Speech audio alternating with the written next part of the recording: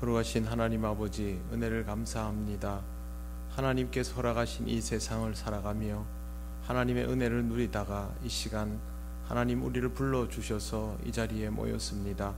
하나님 아버지와 기쁘게 대면하는 이 자리가 되기를 원하오니 성령께서 우리를 인도하여 주시옵소서. 우리의 모든 것들이 하나님의 시간으로 바뀌어져 가기를 원하며 하나님이 인도하시는 상황 속에서 살아가고 있음을 깨닫기를 원합니다. 이 시간 하나님 주신 말씀을 통하여 우리의 삶의 의미를 깨닫게 하시고 하나님의 더욱 깊은 은혜 속으로 나아가도록 인도하여 주옵소서. 하나님, 우리 통영교회 사랑하는 모든 성도들의 삶이 하나님 은혜 가운데 머물러 있기를 원합니다. 우리가 바라고 원하는 대로 이루어지는 것이 아니라 아버지의 뜻대로 이루어지기에 우리에게 더욱 큰 유익이 있음을 잊지 않게 하시고 오직 아버지의 뜻을 구할 수 있는 성숙한 신앙으로 나아가도록 인도하여 주시옵소서. 하나님 아버지, 우리 모든 성도들의 삶의 필요를 채워주시기를 원합니다. 몸이 아픈 것과 마음이 아픈 것과 감당해야 할 것들과 해야 할 만한 일들을 하나님께서 기억하여 주시고 그 모든 일들이 이루어져 감에 있어서 하나님의 역사가 있음을 보게 하시고 믿음으로 반응하는 우리들 되게 하여 주옵소서. 우리 성도들 중에 누구도 시험 들거나 실족지 않게 하시고 때로는 어렵고 힘든 일을 만날지라도 하나님이 함께 하심을 믿고 믿음으로 감당해 나가며 신앙의 승리를 이루어가게 하여 주옵소서. 이 시간을 통하여 우리와 함께 하시고 우리를 이끌어 주실 하나님께 감사드리며 예수님 이름으로 기도드립니다. 아멘. 오늘 하나님 말씀 민수기 31장 1절에서 오늘은 18절까지 보겠습니다. 구약 성경 247쪽입니다.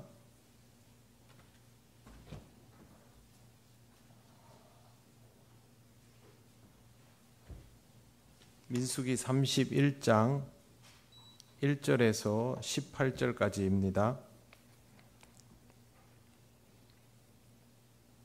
한 절씩 교독하겠습니다. 여호와께서 모세에게 말씀하여 이르시되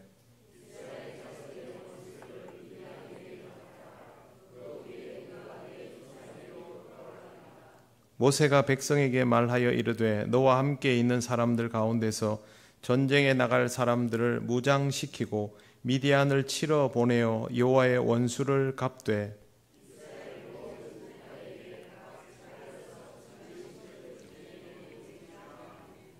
각 지파에서 1000명씩 이스라엘 100만 명 중에서 12,000명을 택하여 무장을 시킨지라.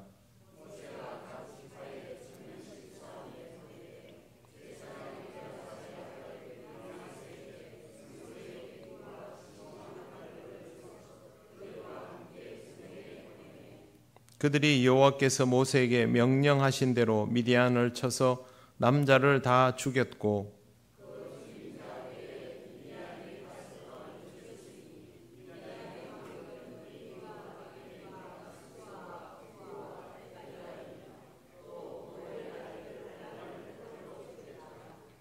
이스라엘 자손이 미디안의 부녀들과 그들의 아이들을 사로잡고 그들의 가축과 양떼와 재물을 다 탈취하고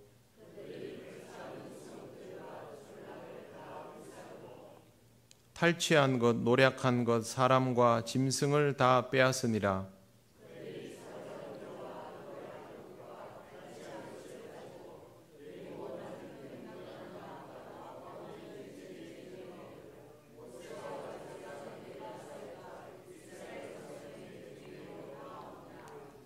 모세와 제사장 엘르아살과 회중의 지도자들이 다 진영 밖에 나가서 영접하다가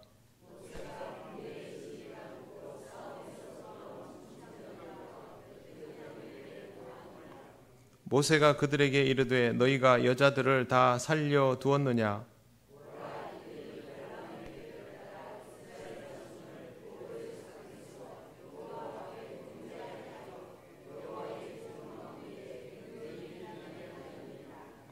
그러므로 아이들 중에서 남자는 다 죽이고 남자와 동침하여 사내를 아는 여자도 다 죽이고 남자와 동침하지 아니하여 사내를 알지 못하는 여자들은 다 너희를 위하여 살려둘 것이니라. 아멘. 네, 옆에 분들 인사 나누시겠습니다.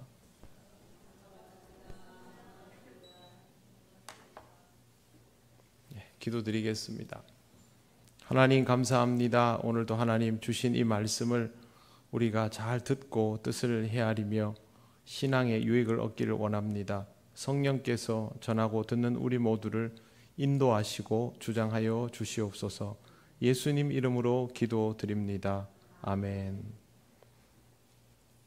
네, 오늘도 민수기 말씀을 읽습니다. 우리가 구약 성경을 읽지만 우리는 이스라엘 사람은 아닙니다. 그렇기 때문에 구약 성경을 이스라엘 사람의 관점에서만 읽을 필요는 없고 또 예수 그리스도를 통하여 이 말씀의 의미를 원래 핵심을 알고 이 말씀을 거꾸로 돌아보는 것이기 때문에 말씀을 읽을 때 항상 문자적인 의미보다는 이 말씀의 진짜 본질이 무엇인가를 생각하면서 읽는 것이 필요합니다. 오늘 말씀도 그렇게 함께 읽어 나가도록 하겠습니다.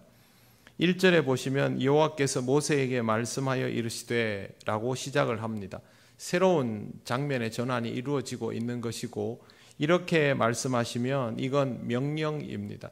이스라엘이 이제 지켜야 할 새로운 명령이 생긴 것을 뜻합니다. 2절에 보시면 이스라엘 자손의 원수를 미디안에게 갚으라. 그 후에 내가 내 조상에게로 돌아가리라 라고 되어 있습니다. 자, 여기 보면 분명히 이스라엘 자손의 원수를 갚아라 이렇게 되어 있지 않습니까? 그런데 여러분 가지고 계시는 성경책 31장 위에 제목이 붙어 있습니까? 뭐라고 되어 있습니까? 여기는 표현이 다르죠. 분명히 2절에는 이스라엘 자손의 원수를 이렇게 되어 있는데 제목에는 여호와의 원수를 이라고 되어 있습니다. 왜 이스라엘 자손의 원수를 이라고 표현하냐면 이건 하나님께서 하시는 말씀이고요. 이스라엘이 받아들일 때 이 말씀의 의미는 여호와의 원수를 갚는 것이 되기 때문에 그렇습니다. 이 표현이 굉장히 중요하다라는 것을 이 머리에 좀 새겨 두시고요. 자, 그런데 여기 보면 좀 이상한 내용이 있습니다. 이스라엘 자손의 원수를 미디안에 갚으라. 그 후에 내가 내 조상에게로 돌아가리라. 무슨 뜻이냐면 너는 아직 죽지 말고 미디안과의 전쟁에서 원수를 갚고 난 다음에 죽어라. 이런 말입니다. 표현이 좀 이상하기는 하지만 2절은 딱 그런 의미입니다. 모세는 마음대로 죽을 수 없는 사람입니다. 하나님이 너는 가나안 땅에 들어가 보지 못하고 죽을 것이다 라고 하면 모세는 못 들어가는 것이고요. 그러면 곧 죽나 보다 라고 생각하고 있는데 이번 전쟁 끝나고 죽어라 그러면 전쟁 끝나고 죽어야 되는 겁니다. 모세 입장에서는 참 억울할 수 있지 않습니까? 그러나 하나님의 종은 그러합니다. 이렇게 될 수밖에 없습니다. 실제로 우리 인생은 다를까요? 다를 게 뭐가 있겠습니까? 우리 인생 우리 마음대로 살지 못하지 않습니까? 하나님께서 너는 조금 더 살고 그거 하고 오거라 그러면 그거 하고 가야 되는 거고요. 그거 너 할 일 아니다. 다른 사람한테 맡겨라 그러면 거기서 손 놓고 가야 되는 거고 하나도 다를 게 없습니다. 인간은 하나님의 뜻을 알아차리면 하나님의 종된 것을 받아들이기 시작하면 이와 같이 살아갈 수밖에 없는 존재입니다. 간혹 매체를 통해서 하나님이 없는 것처럼 행동하는 그런 종교 지도자들을 볼 때가 있습니다. 사이비 교주들이 주로 이런 유형인데요. 그들은 자신의 죽음을 자신이 조절할 수 있는 것처럼 말하고 때로는 그들의 죽음조차 위장합니다. 예전에 어떤 사이비 종교 지도자가 몸이 아파서 병원을 다니면서 그걸 숨기면서 몰래 병원 다니는 장면이 촬영이 되어서 방송이 된 적이 있습니다. 연세가 많이 드셨으니까 몸이 아픈 것은 당연한 일인데 신이 아프면 안 되니까 병원을 몰래 다니는 겁니다. 그러다가 세상을 떠난 사례도 있습니다. 우리가 너무너무 잘 아는 통일교 같은 교주 같은 경우에도 그렇게 됐는데, 그러면 우리가 생각하기에는 그런 집단에서 교주가 하나님 이렇게 하다가 세상을 떠나면 이 종교가 깨질 것 같지 않습니까? 근데 놀랍게도 깨지지 않습니다. 가족들이 그걸 다 승계해서 또 다른 하나님 행세를 합니다. 그런데 제 눈에는 뭘로 보이냐면 재산이 너무 많아서 재산 분할을 하는 과정으로밖에 보이질 않습니다. 어쨌든 이 사람들은 그들의 죽음을 그들 스스로 조절할 수 있는 것처럼 거짓말을 합니다. 그것만 봐도 이 사람들은 하나님과는 전혀 상관이 없는 사람들임을 알 수 있습니다. 하나님의 종은 그리할 수 없습니다. 모세가 이렇게 하나님이 좀 더 살아라 그러면 살고 여기서 됐다 그러면 그만이 된다면 우리도 다 마찬가지이죠. 하나님께서 더 해라 그러면 하고 멈춰라 그러면 멈추는 것이 인생임을 잊지 않도록 해야 할 것입니다. 이제 하나님의 명령이 본격적으로 이어집니다. 백성 중에 전쟁에 나갈 사람을 무장시키고 미디안을 치러 보내어서 원수를 갚아라고 했는데 인원이 나옵니다. 5절 보십시오. 각 지파에서 1000명씩 이스라엘 100만 명 중에서 12,000명을 택하여 무장을 시킨지라. 이스라엘 장정의 인구조사가 그리 오래되지 않았는데 거기서 인구조사의 숫자는 60만 명이었습니다. 60만 3,550명, 60만 1,780명이었는데 왜 갑자기 여기서 100만 명이라는 숫자가 나올까요? 이 표현이 과거의 성경에는 1000만인이라고 되어 있었습니다. 개역 한글판에는 그게 지금 확 줄어서 100만 명이라고 번역을 해 놓았는데요. 이 단어는 메알르페라고 합니다. 이건 무슨 뜻이냐면 1000명의 복수형입니다. 1000명의 복수형인데 이 복수형이 어느 정도까지를 의미하는지에 대한 기준은 없습니다. 그렇기 때문에 이 숫자는 그냥 이스라엘 전체를 뜻합니다. 고대인들에게 있어서 1000이라는 숫자 자체가 사실상 셀 수 없이 많다라는 뜻입니다. 그러니까 셀 수 없이 많은 사람들 중에 셀 수 없이 많은 사람들의 알지 못하는 배수, 이러니까 이스라엘 전체인 것이고 그 중에서 1000명을 추려서 지파별로 추려내라 하는 말은 그 지파에서 추려낼 수 있는 병사는 다 뽑아내라는 뜻입니다. 실질적으로 이스라엘의 최고의 정예병을 만들어내라 하는 뜻인데 표현상 이렇게 되어 있다 보니까 엄청나게 많은 사람 중에서 몇 명을 선발한 것처럼 그렇게 보입니다. 결국 이 말씀은 이번 전쟁은 총력전이다. 그러니까 가능한 병력을 다 동원해서 이 전쟁에서 반드시 승리하도록 하라는 뜻입니다. 그런데 여기에 또 특이한 부분이 나옵니다. 6절을 보십시오. 이 31장에서 굉장히 중요한 부분인데요. 모세가 각 지파에 1000명씩 싸움에 보내되 제사장 엘르아살의 아들 비느하스에게 성소의 기구와 신호 나팔을 들려서 그들과 함께 전쟁에 보내매라고 되어 있습니다. 우선 보면 신호 나팔은 이해가 갑니다. 전쟁하다 보면 진격, 후퇴, 우회 이런 거 할 수 있으니까요. 그런데 성소의 기구가 여기 왜 나올까요? 성소의 기구는 성소에서 사용하는 그릇이나 장식품, 집기류를 뜻합니다. 이런 물건들은 전쟁과 하등 맞지 않습니다. 굉장히 전쟁을 번거롭게 만드는 것들이죠. 그렇기 때문에 가능하면 이런 것들은 들고 나가지 않는 것이 맞습니다. 이런 번거로운 것들을 들고 나가는 이유는 하나님의 임재가 이루어지는 거룩한 처소에 구별된 물건을 가지고 나가면서 이 전쟁이 전투력으로 하는 전쟁이 아니라 하나님의 뜻에 의해서 하는 영적 전쟁이다라는 것을 잊지 않도록 하기 위해서 그렇게 하는 겁니다. 분명히 병사들을 할 수 있는 대로 다 모아라고 했으니까 총력전인 것은 분명합니다. 그러면 총력전인 것을 받아들이는 이스라엘 백성들은 이 전쟁을 세속적으로 이해할 수밖에 없지 않겠습니까? 우리가 이 정도 병력으로 전쟁에 나간다는 것은 목숨 걸고 하는 것이지, 그러면 이 전쟁에서 살아남아야 되고 이겨야 하는 것이 당연하다, 그렇게 반응을 보일 텐데, 거기서 신호나팔만 가지고 가는 것이 아니라 성소에 있는 물건들을 들고 나가게 합니다. 그러면 이 번거로움의 의미는 이 전쟁은 총력전이지만 세속적인 전쟁이 아니라 영적인 전쟁이다라는 것을 분명하게 가르쳐 주시는 것입니다. 생존을 위한 전쟁이 분명한데요, 하나님은 굳이 영적 전쟁이라고 합니다. 에베소서 6장 12절에 우리의 씨름은 혈과 육에 있는 것이 아니요, 이러면서 하나님의 전신갑주 이야기가 나옵니다. 바울이 우리의 씨름은 혈과 육에 있는 것이 아니요 라는 말을 굳이 하는 이유가 무엇일까요?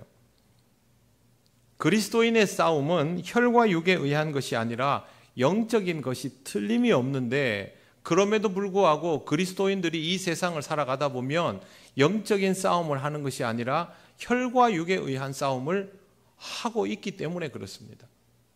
그리스도인들이 다 영적인 전쟁인 것을 잊지 않고 영적인 부분에 초점을 맞추고 살아가고 있다면 바울이 이런 말을 할 필요가 없죠. 그런데 실제로는 그게 잘 안 되는 것을 알기 때문에 오히려 그렇게 말하는 것이죠. 그리스도인으로 살아가다 보면 핍박받는 경우가 발생합니다. 이렇게 핍박을 했던 열심당원들이 있죠. 초대교회 시절에도 유대인들입니다. 유대인들은 예루살렘과 유대 땅에서만 그리스도인들을 핍박한 것이 아니라 로마 제국 안에 흩어져 있는 그 유대인들이 서로 네트워킹을 해가면서 유대인들을 박해했습니다. 그리스도인들을. 그리고 이 박해에는 유대인, 이방인을 가리지를 않았습니다. 그리스도인이라고 하면 공격 대상이 될 정도였습니다. 그러니까 열심히 쫓아다니면서 박해를 한 것이죠.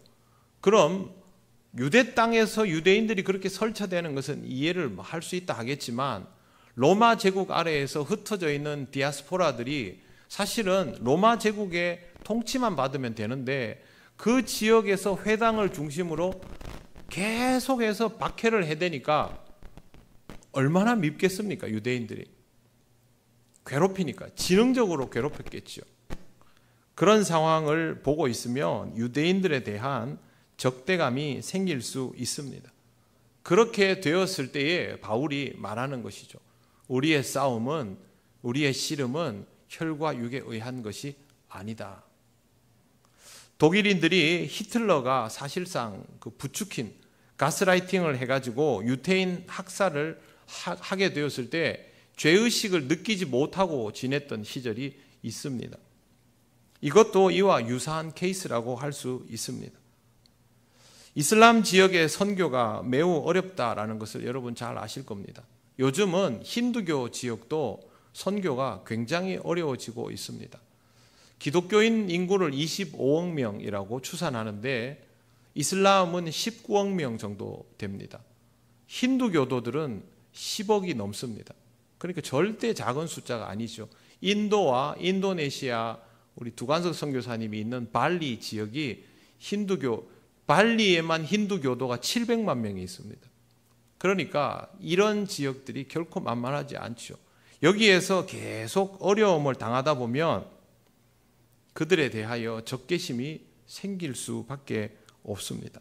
그러나 영적 전쟁은 그들과의 싸움은 아닙니다. 이슬람들이 우리에 대해서, 우리 그리스도인들에 대해서 적대감을 가지고 있다고 해서 우리가 중동 사람들만 보면 눈에 불을 켜고 대하면 안 되겠지요.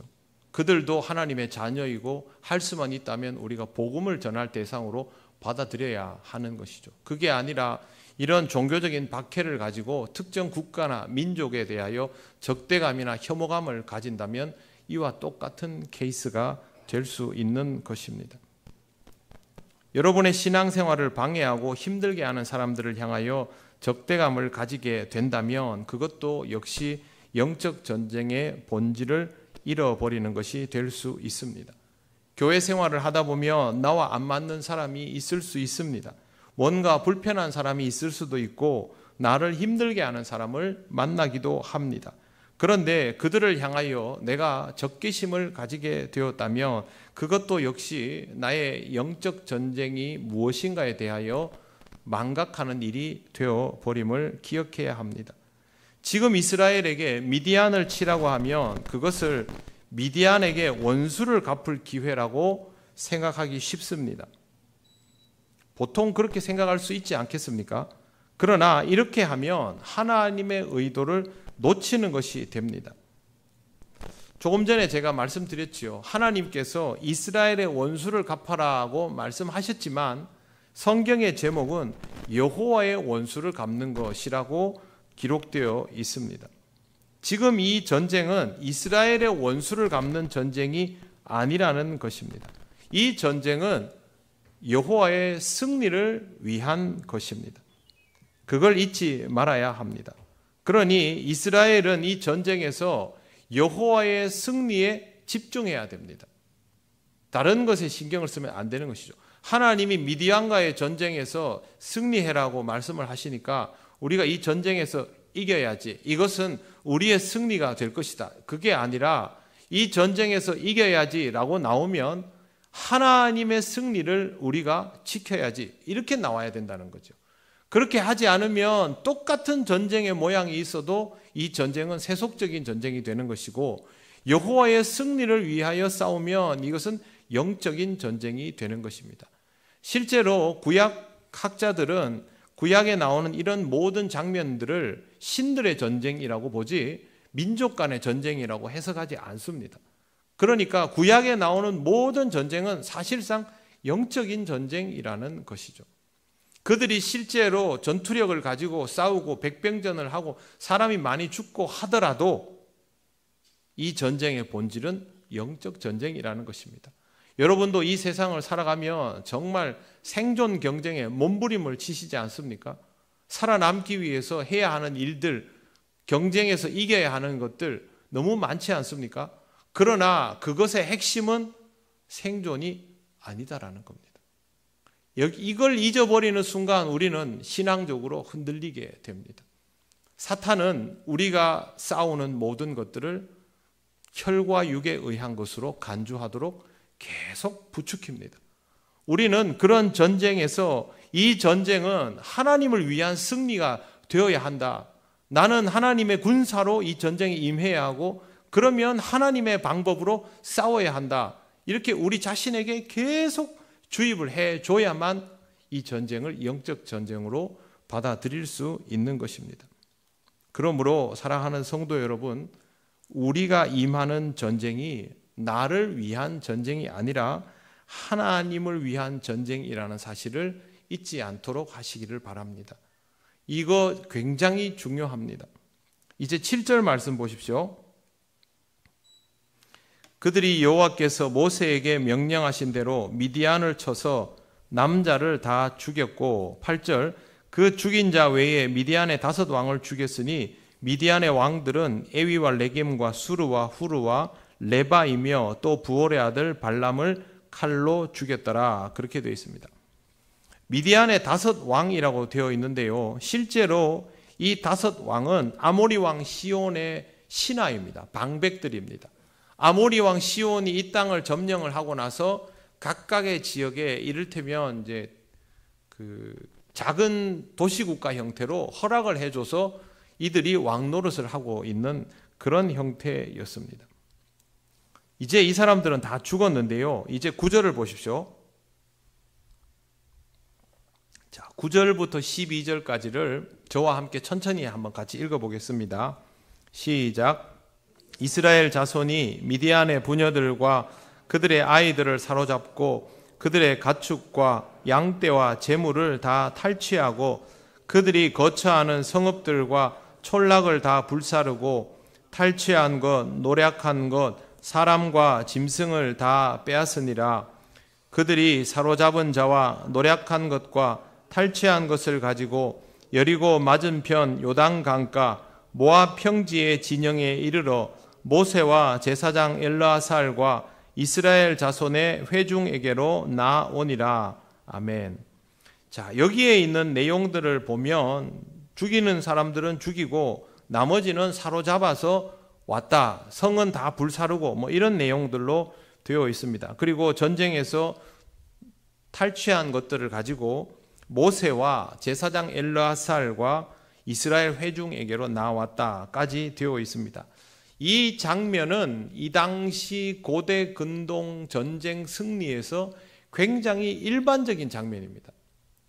누구나 다 이렇게 합니다. 전쟁을 해서 이기면 위험 요소가 되는 사람들은 다 죽이고 위험 요소가 아니다라고 생각되는 사람들은 전부 살려서 포로로 만들고 아니면 자기 소유로 삼고 데리고 와서 이제 전리품으로 나누게 되는 겁니다. 사람도 물건도 동물도 그렇게 하는 겁니다. 그런데 이스라엘 전쟁에는 규칙이 있습니다. 하나님께서 영적 전쟁이다라고 간주하시면 이 전쟁은 우상 숭배의 잔재를 완전히 소거해야 됩니다. 하나님이 영적 전쟁이다라고 간주하지 않으시면 이스라엘에게도 전리품을 챙길 기회는 있습니다. 하나님은 전쟁에서 이 기준을 가지고 있었거든요. 근데 오늘 본문에는 어떻게 해라는 말이 없습니다. 없었습니다. 분명히. 그럼에도 불구하고 제가 앞서서 분명히 이 부분에 대해서 말씀을 드렸죠. 이 전쟁은 영적 전쟁이다. 이스라엘은 이 전쟁이 어떤 전쟁인지 하나님께서 딱 잘라서 설명해 주지 않았음에도 불구하고 이 전쟁이 영적 전쟁이라는 것을 알았어야 되는 겁니다. 근데 문제는 이스라엘이 그렇게 받아들이지 않고 전리품을 취해 왔다는 데 있습니다. 자, 보십시오. 14절 보십시오. 13절은 지도자들이 진영 밖에서 영접을 했는데 14절에 보시면 모세가 군대의 지휘관 곧 싸움에서 돌아온 천부장들과 백부장에게 노하니라. 그 다음에 모세가 그들에게 이르되 너희가 여자들을 다 살려두었느냐. 모세가 이걸 보면서 굉장히 화를 냅니다. 이유는 여자들을 살려두었다라는 데 있습니다. 여자들을 살려둔 것이 뭐가 그렇게 문제가 될까? 과거 이스라엘 백성이 미디안 여인으로 인해서 지도자들이 우상 숭배를 했던 경험이 있지 않습니까? 그래서 사실은 이스라엘 전체가 흔들렸던 일이 있죠. 그것 때문에 모세가 이 말을 하는 것입니다. 16절 보십시오. 보라, 이들이 발람의 꾀를 따라 이스라엘 자손을 부올의 사건에서 여호와 앞에 범죄하게 하여 여호와의 회중 가운데에 연병이 일어나게 하였느니라. 모세는 그 사건을 딱 지목을 하고 있습니다. 왜 이렇게 하느냐 하면 미디안 여인들을 살려두면 그와 같은 일이 분명히 또 일어난다라는 겁니다. 어떤 심리학자가 그 말을 하는 걸 제가 들었습니다. 우리나라는 종교의 자유가 세계에서 가장 최고인 나라이다. 여자가 교회를 다니면 남자는 불교 신도라도 교회를 나간답니다. 결혼을 하기 위해서. 그리고 계속 다녀라 그러면 계속 다닌답니다. 우리나라는 이런 식으로 따라서 교회 나오는 일이 별로 부담스러운 일이 아니다라고 생각합니다. 그런데 여러분, 그 서양 사람들, 특히 서양 사람들 같은 경우에는 이런 개종을 잘 하지 않습니다. 신앙이 아예 없는 사람은 없지만 신앙이 있는 사람은 이런 개종하지 않죠. 여러분은 이런 상황에서 개종하십니까? 여러분도 하시지 않지 않습니까? 결코 간단한 일이 아닙니다. 고대 미디안을 비롯한 가나안에 있는 족속들은 종교적으로는 열심히 대단한 사람들이었습니다. 인신공양을 하는 일도 잦았고 또 사제에서 신전에서 사제들이 매음 행위를 하면서 신도들과 함께 뒤엉켜서 지내는 것이 일상화되어 있던 사람들입니다. 그들에게 있어서 이러한 삶이 완전히 젖어 있었기 때문에 실제로 이스라엘 사람들이 광야에 들어와서 있을 때 이스라엘이 미디안에 영향을 주었습니까? 미디안이 이스라엘에 영향을 주었습니까? 미디안이 이스라엘에 영향을 주었지 않습니까? 그 말은 미디안 사람들이 가지고 있는 이런 종교적 특성이 절대 약하지 않다는 겁니다. 모세가 그 부분을 이미 경험했기 때문에 이렇게 강하게 말하는 것이죠. 미디안 여인들을 살려서 데려오면 그 중에 하나 둘이 자기 남편을 그런 식으로 소리 소문 없이 개종시켜 나가게 되면 그러한 일이 발생한다는 거죠. 실제로 훗날 이스라엘 사람들 안에서 이런 일들이 일어났습니다. 이방 여인들과 통혼을 하면서 정말 종교적으로 흐리멍텅해져 버리는 사태가 발생하거든요. 그걸 우려해서 모세가 이렇게 화를 내었던 것입니다. 일반적인 전쟁에서는 전리품을 챙기는 것이 당연하죠. 목숨 걸고 해서 이긴 전쟁인데 그 정도 전리품은 챙길 수도 있죠. 그러나 영적 전쟁에서는 얘기가 다릅니다. 영적 전쟁은 하나님께서 그어놓은 그 기준에 맞추어야 하는 겁니다. 17절과 18절을 보면 모세가 조건을 딱 제시를 합니다. 남자아이는 다 죽이고 남자와 동침한 여자도 다 죽이고 남자를 알지 못하는 여자들만 살려두라. 이 말씀을 지금 이 시대의 관념으로 보면 이거는 정말 반인륜적인 행동이죠. 그게 아니라 지금부터 3300년 전 고대 근동의 관념으로 한번 보십시오. 이게 무슨 의미인지를 보시면 굉장히 종교적인 내용임을 알 수가 있습니다. 미디안에서 남자를 안다라는 것은 이미 종교적으로 확신이 서 있다라는 뜻입니다. 남자든 남자아이든 다 남자는 1인분입니다. 고대 사회에서 남자는 1인분입니다. 애든 어른이든. 그렇기 때문에 이 상태에서 남자라면 종교적으로 자리가 잡혀있는 사람을 뜻합니다. 그리고 남자를 아는 여자도 그런 남자들에게 확실히 종속되어 있는 사람을 뜻합니다. 그렇기 때문에 남자와 남자아이, 남자를 아는 여자는 다 죽이도록 한 겁니다. 대신에 남자를 알지 못하는 여자는 누군가의 이끌림을 받아야 하는 사람으로 아직 그렇게 귀속되지 않은 사람이기 때문에 살려두고 히브리 족속 안에 넣어서 살아가도록 해준 것입니다. 지금의 관념으로는 이해가 안 되죠. 그러나 이 관념은 뭐냐 하면 우상의 잔재가 될 만한 것들은 다 없애야 된다라는 의미였습니다. 이게 모세가 말한 조건입니다. 우리는 이것을 문자적으로 이해하고 받아들일 필요는 없습니다. 예수 그리스도를 통하여 이런 의미들은 완전히 재해석되기 때문입니다. 이 말씀을 통해서 우리가 보아야 할 것이 있습니다. 여호와 하나님 앞에서 우리 자신의 성결함이 매우 중요하다라는 겁니다. 하나님의 백성은 다른 사람들과 스스로 다르다라는 것을 자각하지 못하면 이와 같은 일을 할 수가 없습니다. 여러분이 그리스도인이라는 사실을 명백히 자각하면 여러분의 말과 행동은 다른 사람들과 다를 수밖에 없습니다. 그런데 내가 다른 사람들과 다르다라는 것을 잘 느끼지 못하면 여러분의 삶은 일상생활 속에서 그들과 별로 구별되지 않은 형태로 영위가 될 것입니다. 그러다 보면 여러분의 신앙도 선명하지 못한 상태로 흐리멍텅해지게 된다는 것이죠. 하나님은 이 부분을 경계하신 겁니다. 이스라엘이 이제 하나님께서 불러내서 다른 세상의 모든 것들과 단절시켜진 채로 하나님과 대면하면서 신앙의 발돋움을 해서 이제 막 기본기가 잡혀갈라 하는데 다시 이방인들과 뒤섞여서 지내면 이거 말짱 도루묵이 되기 때문에 그렇게 되지 않도록 이스라엘을 주변의 세속적인 모든 환경에서부터 구별 지우려고 이렇게 하시는 겁니다. 실제로 하나님의 회중에 들어오는 사람들 중에 이방인들도 있습니다. 할례를 받은 사람, 오늘 성경에 나오는 남자를 알지 못한 이런 여인들, 종교적으로 물들지 않은 사람들은 이방인이라도 히브리 민족의 회중에 들어와서 살았습니다. 그러나 지금 이 경우에는 하나님께서 무섭도록 선을 그어놓고 있지 않습니까? 성결함을 위해서 먼저 구별되어야만 어디에서도 하나님의 자녀답게 살아갈 수 있기 때문에 먼저 구별 짓는 것을 확실하게 하는 것입니다.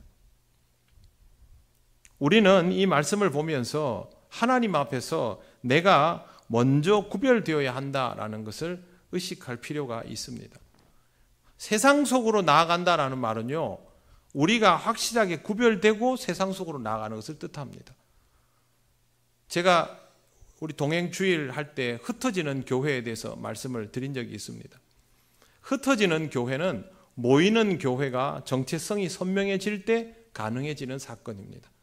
모이는 교회로서의 선명함이 없으면 흩어지는 교회는 깨지는 교회가 됩니다. 그러니 우리가 흩어지는 교회, 복음으로 세상에 나아갈 수 있는 교회가 되려면, 즉 우리가 세상에서 세상 사람들과 어우러질 수 있는 정도가 되려면 우리는 명백한 그리스도인이어야 하는 것이죠. 성결이 먼저입니다. 그렇다고 해서 맨날 구별됨만 얘기하고 있으라는 그런 얘기는 아닙니다. 항상 이 부분에 대하여 중요함을 잊지 말아야 한다라는 것이죠. 오늘 말씀의 의미는 간단합니다. 영적 전쟁에서는 하나님의 승리를 먼저 생각하며 싸워야 하고, 그리고 그 승리로 인한 혜택을 누릴 수는 있습니다. 그 전쟁의 승리로 하나님이 우리에게 은혜 주실 수 있습니다. 그런데 거기에서 나의 것을 챙길 수는 없습니다.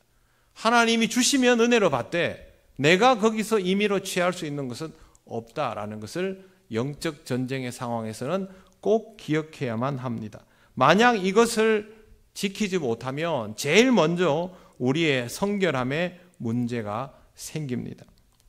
하나님은 우리를 훈련하십니다. 이 훈련을 통해서 성결함의 완성도를 올리려 하십니다. 하나님께서 우리를 보시기에 너는 아직도 이 부분에 대해서 견고하지 못하다 하면 우리에게 그걸 요구하실 겁니다. 그리고 우리가 이 부분에 대하여 견고하여진다 하면 우리로 하여금 세상 속으로 들어가라, 복음을 들고 나가라 요구하실 겁니다. 그러므로 우리는 하나님의 요구에 잘 따르기만 하면 됩니다. 지금은 하나님께서 성결함을 요구하신다. 그 성결함에 집중하고 복음을 들고 나가라 하면 나아가고, 이 모든 것이 우리에게 주어진 영적인 전쟁입니다. 눈으로 보이는 것들은 우리를 자극하고 우리로 하여금 그것이 전부인 듯 보이게 만들지만, 여러분 거기에 미혹되지 마시고 하나님께서 이 상황을 통하여 내가 누구와 무엇과 싸워서 이기도록 요구하시는지를 잘 보시기 바랍니다. 여러분의 전쟁의 상대는 마귀 사탄이지 여러분 앞에 있는 누군가나 무언가는 절대 아닙니다. 마귀 사탄은 성결함 없이는 싸울 수 없습니다. 그러므로 하나님 앞에서 더욱더 영적으로 무장하여 나가시기를 바랍니다. 성결함의 완성도가 올라갈수록 우리는 교만하지 않고 겸손하게 되고 하나님 앞에서 하나님의 명령을 충실히 잘 따르는 사람이 됩니다. 저와 여러분의 생각 속에서 하나님께서 무엇을 원하실까? 하나님이 인도하시는 방향은 무엇일까? 지금 내가 가고 있는 이 길은 하나님께서 기뻐하시는 길일까? 이것을 굉장히 자연스럽게 그렇게 떠올리고 물을 수 있게 된다면 여러분은 지금 영적 전쟁의 길을 잘 걸어가는 것이고, 그것이 아니라 내가 이렇게 되면 그것은 벌써 영적 전쟁에서 흔들리고 있는 것입니다. 이 부분들을 잘 구별하여서 이 전쟁에서 실족하지 않고 하나님의 승리를 위하여 살아가는 군사가 되시기를 바랍니다. 기도드리겠습니다. 하나님께서 기뻐하실 승리를 위해서 우리에게 필요한 것은 성결의 삶입니다. 하나님이 기뻐하시는 성결의 삶을 살아가기 위해서 우리가 해야 할 것들이 무엇인지 생각나게 하시고 하나님의 명령을 기쁘게 듣고 받아들이는 삶이 되게 해달라고 이 시간 하나님께 기도 올리겠습니다. 하나님 아버지, 은혜를 감사합니다. 하나님의 은혜로 살아가는 우리들이 하나님의 은혜 속에서 하나님의 승리를 위하여 살아갈 수 있는 종들이 되기를 원합니다. 우리가 하나님의 군사이기를 원합니다. 하나님 아버지, 우리에게 허락된 이 전쟁의 의미를 알게 하시고 세상의 것들을 보는 것이 아니라 하나님께서 이끄시는 전쟁에 대하여 알아가고 깨달아가게 인도하여 주시옵소서. 하나님의 승리가 우리를 통하여 이루어짐을 경험하기를 원합니다. 하나님 아버지, 하나님 우리에게 요구하시는 이 영적 전쟁을 감당하기 위해서 우리가 하나님 앞에 성결하게 된 삶이 되기를 원하오니 우리의 영이 오직 하나님을 향하며 하나님의 뜻을 기억하며 하나님께 맞추어져가는 그런 삶이 될 수 있도록 인도하여 주시옵소서. 하나님이 기뻐하시는 인생이 우리의 모습이기를 원하오며 성령께서 끝까지 우리를 붙들어 주실 때에 우리가 이 전쟁에서 하나님의 승리를 맛보게 하여 주시옵소서. 하나님 우리를 이끌어 주옵소서.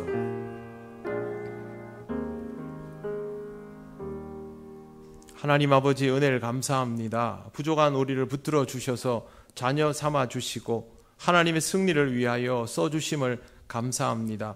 우리가 많이 부족하오니 아버지 하나님, 우리가 영적 전쟁에서 어떤 것들을 체험받아야 하는지를 알게 하여 주시고 갈급한 마음으로 하나님께서 인도하시는 일을 체험받을 수 있는 삶이 되게 하여 주시옵소서. 하나님 아버지, 우리가 영적 전쟁에 합당한 군사가 되기를 원합니다. 아버지 하나님, 율법적인 것이 아니라 복음적으로 성결하게 인도하여 주셔서 우리의 삶이 여호와께 성결하며 더욱 겸손하여지고 강인하여질 수 있도록 인도하여 주옵소서. 세상의 모든 일들을 대할 때 시험 들거나 낙심하기보다는 그 일들을 대할 때마다 신앙으로는 더욱 무장되는 우리들 되기를 원합니다. 우리 통영교회 모든 성도들이 하나님의 인도하심을 따라 더욱더 강인하고 강건한 그리스도인으로 살아가게 하셔서 하나님의 승리를 맛보는 귀한 자녀들 되게 하여 주옵소서. 우리를 인도하시고 승리케 하시는 하나님을 믿고 감사드리며 예수님 이름으로 기도드립니다. 아멘.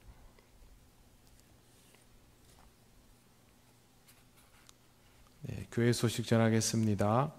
다가오는 주일 오후 예배 후에 교육부 회의가 3층 로비에서 있습니다. 어제 진주 남로의 어린이 대회가 고성교회에서 있었는데요. 우리 아동부 친구들 13명이 나가서 모두들 열심히 했고 그 중에 10명이 입상을 했습니다. 종일토록 우리 수고해 주신 선생님들과 즐거운 마음으로 함께 해준 우리 아동부 친구들 위해서 많이 기도해 주시고 격려해 주시고 응원해 주시기를 바랍니다. 필리핀 단기 선교가 6월 13일부터 17일까지 몬탄발 교회와 따까카이 화산 난민촌 방문 일정으로 이루어지게 됩니다. 이제 다음 주면 단기 선교를 떠나게 됩니다. 여러분 많이 기도해 주시고 관심도 많이 가져 주시기를 바랍니다. 네, 다른 광고는 주보를 참조해 주시기를 바랍니다. 이제 우리가 다 같이 주님께서 가르치신 기도를 올려드립니다. 하늘에 계신 우리 아버지, 아버지의 이름을 거룩하게 하시며 아버지의 나라가 오게 하시며 아버지의 뜻이 하늘에서와 같이 땅에서도 이루어지게 하소서. 오늘 우리에게 일용할 양식을 주시고 우리가 우리에게 잘못한 사람을 용서하여 준 것 같이 우리 죄를 용서하여 주시고 우리를 시험에 빠지지 않게 하시고 악에서 구하소서. 나라와 권능과 영광이 영원히 아버지의 것입니다. 아멘.